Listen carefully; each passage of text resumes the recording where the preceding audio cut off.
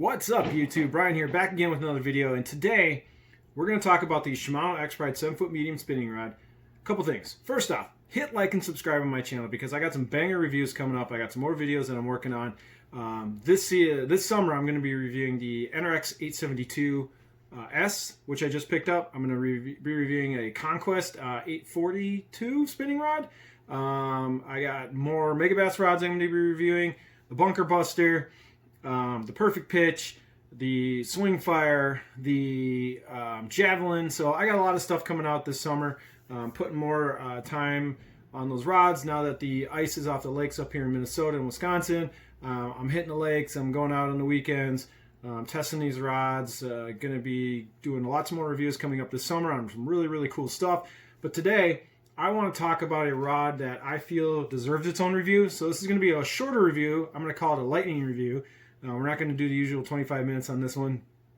But this rod is the 7-foot medium action Expride spinning rod. I know I did a video a few months back just talking about Exprides in general.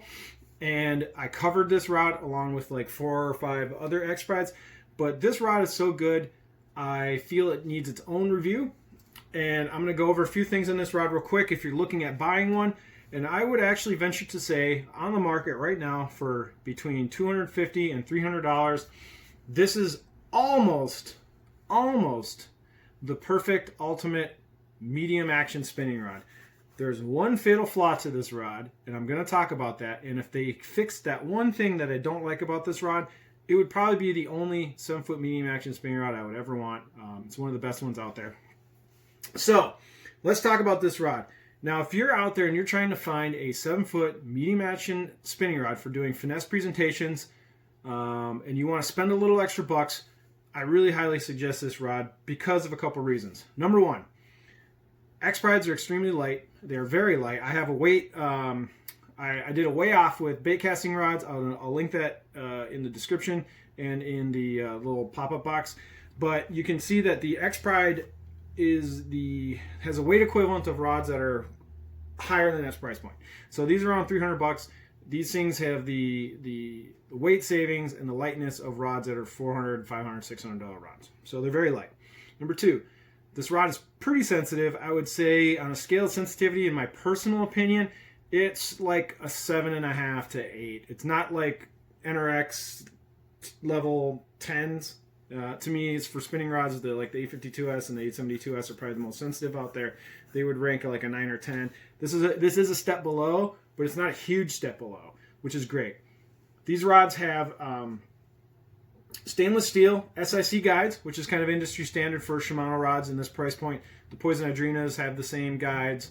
I believe a bunch of their rods have stainless steel and SIC. That's kind of Shimano's thing. So, the action on this rod is really great. I wouldn't say it has a super soft tip, but it has a soft enough tip. Here, let's. So, it's not a super soft tip like a Legend X or St. Croix Legend Elite or Legend X rod, which is also $100 more. It doesn't have that kind of like super soft tip, and it doesn't have the soft tip of say like an NRX 872S. I would say this is a softer tip than an 852S, which I've had a few of those over the years. So this is not a super soft tip, but it's soft. It's soft enough. So this rod's super light.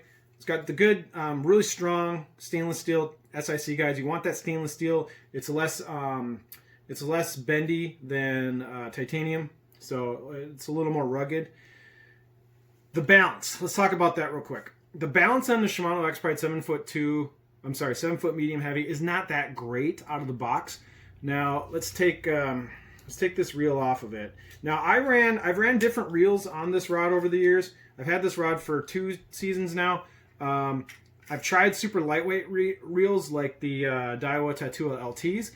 They're really good on this rod because of the lightness. So if you throw a really lightweight reel like a Stratic CI4 or a Daiwa LT, you're going to keep that lightweight package, but the balance is going to be a little tip heavy. So out of the package, with no reel on it, this balance is way high up the blank. So the Expride's balance is not super great on this rod. That's why I would actually make an argument for putting a slightly heavier reel on this rod. Like this is the new Stratic FL. or you can get Stratic FKs on discount right now. So a regular Stratic, a non CI4, or just a regular reel instead of like a super lightweight reel, check this out. You're going to get a phenomenal balance point. So it's going to be right above the lock nut. So to me, that's about right. This is where you want to be with the balance. Now, if you throw a lighter reel on this, the balance point's going to move up another couple inches and be a little higher. Is it that big a deal? Not really. This rod's so light. If it's a little tip heavy with a super lightweight reel, it's not that big a deal. You know, you're fishing a medium spinning rod. It's not like you got a big flipping stick and it's going to hurt your wrist all day.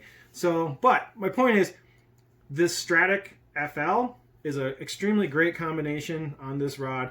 I ran a Daiwa Tatula LT on this thing as well. I've done them both. They're both great. If you're obsessed about a perfect balance point, this is what you want. If you don't mind a little bit of top heavy, a little bit of tip heavy, go with the Stratic CI4. Anyway, or an LT. So, great things. Good weight. You can find these for sale for around $230 to $250 if you get like a 20 to 30% discount on these things, which most shops will do. Finding this exact model is a little tough. A lot of shops don't carry it. I think one of the reasons that this thing isn't balanced as well as it could be is because it's got a pretty short back handle. So the back half of this rod is pretty minimal. If they extended it another inch or two, I think that balance point would have got a little better, but it's a nice compact package. Now, the one downfall of this rod, and what would keep this from being one of the best medium action spinning rods of all time, is the lock nut. For some reason, Shimano decided, and I think this is on the Zodius as well, that this handle design, the lock nut is going to come from the top. Every other spinning rod I own, the lock nut comes from the bottom side, and then the top part is grip material. Shimano decided to put all this really juicy grip material below the handle. No one holds their spinning rod like this, Shimano. No one goes like this. Nobody. So why is there all this extra cork and material down below the handle?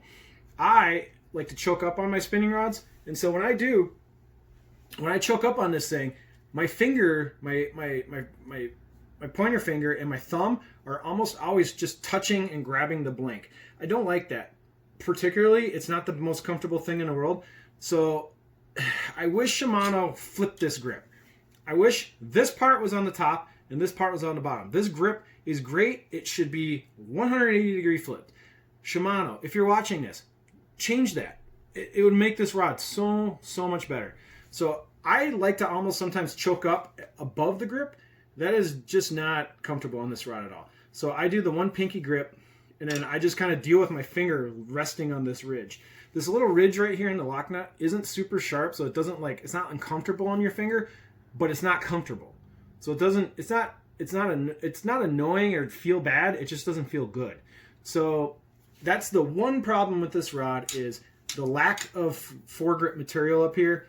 Complete miss by Shimano. They totally screwed the pooch on that. I don't know who thought this was a good idea for design, because every other spinning rod manufacturer has the lock nut on the bottom and all the juicy material on the grip up front. That's what keeps this rod from being like 100% perfect. So if you can get over the lock nut being in the wrong place on this rod, this thing's fantastic. This rod is a killer Senko rod. I love dock fishing with this rod. It's my favorite dock fishing rod at the moment, at least last season. It can do Ned rigs. It can do finesse jigs. It can do paddle tail swim baits. I caught a lot of smallmouth on this rod, launching paddle tail swim baits out and fishing them deep. I would say this is not a great rod for drop shotting because the tip is not that soft. So this is not a drop shotting kind of tip. If you're drop shotting in thicker cover for largemouth, yeah, this would work, but for generally open water smallmouth fishing or open water largemouth fishing, I would not suggest this as a drop shot rod. You could do it, it's not going to be great at it. Basically, all your finesse techniques are going to be great with this thing. You could throw jerk baits with this rod, be a great jerk bait rod, to be honest, on spinning line. Pretty much everything but anything super heavy. So this is rated up to a 1/2 ounce. So this throwing like a 1/2 ounce dark sleeper would definitely be underpowered. You want to stick to that probably 1/4 to 3/8 at the most on this rod. But like I said, if you're a kayak guy or you don't have a ton of money to spend, but you want to get one really good all around, sensitive, light, rugged because of these stainless guides, and just this rod and this finish on this rod. I mean, I beat the crap out of this rod in the last 2 years, and the finish and everything looks like the day I bought it. The cork is got some filler in it, but I've U40 sealed it and none of the filler has fallen out, so I would give this cork like a B grade.